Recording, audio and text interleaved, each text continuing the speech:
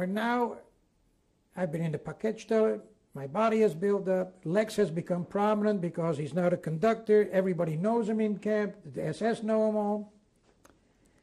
And now we schmooze a great deal at, because we're feeling good, we can eat well, we live well, and we have time now to talk.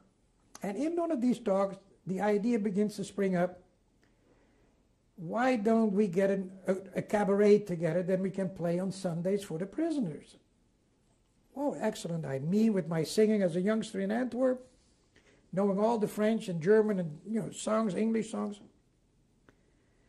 He being a jazz trumpet playing, and the other people all being also, restaurant and hotel musicians type thing.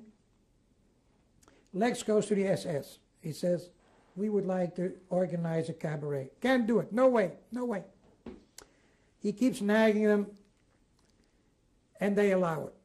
So we get together and we start, and the first thing they tell us was, number one, no political songs, no political jokes, nothing against Germany or the Führer, that sort of crap.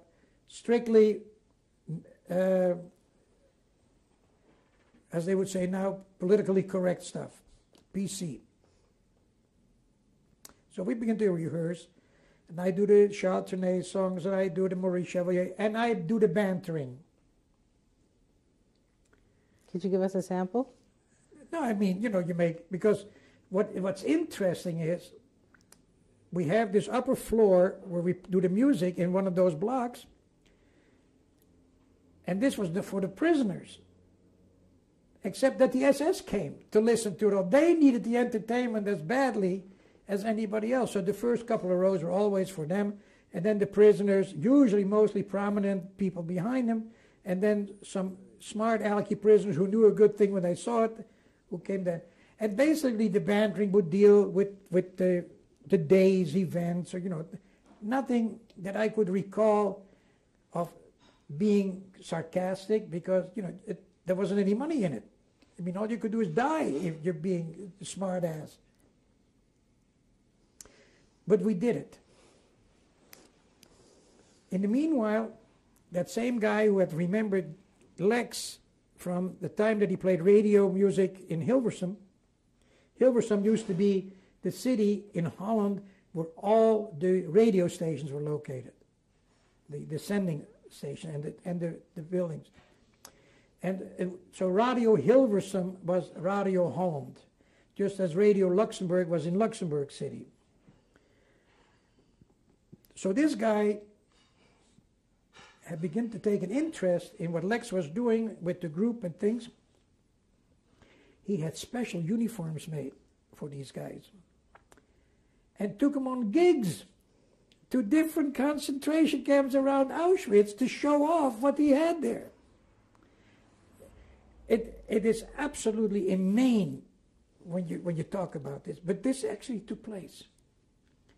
There were about 6 or 7 of the guys in the gig, in the combo, and they all had uniforms, and they would travel with guards in these jeep-type wagons from one concentration camp with the SS officers with them.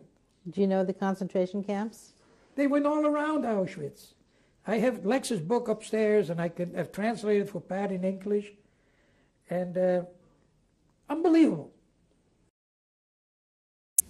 As we ended last time, you had brought that subject up, and I'm wondering, do you have anything more you want to say, or can you relate any humorous incidents? Well,